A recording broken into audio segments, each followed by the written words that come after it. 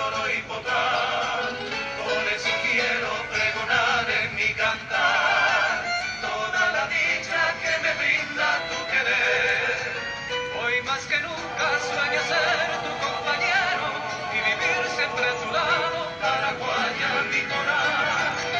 Y tu boca deliciosa libaré la dulce miel, al clamar tus labios se con el papel. Formaremos nuestro nido y serás tú la mujer, compañera buena, dueña de todo mi ser.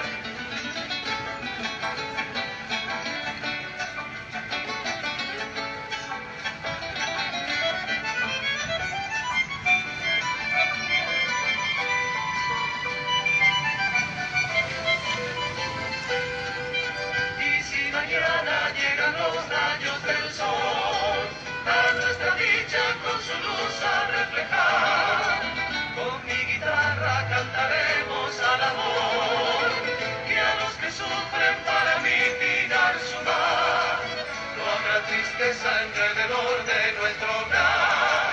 Tú siempre alegre y yo dichoso te diré cuánto te quiero, paraguaya mi adorada, mujercita idolatrada, dueña de todo mi ser.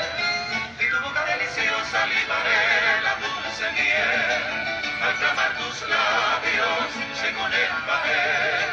Formaremos nuestro nido y serás tú la mujer, compañera buena, dueña de todo mi ser, compañera buena, dueña de todo mi ser.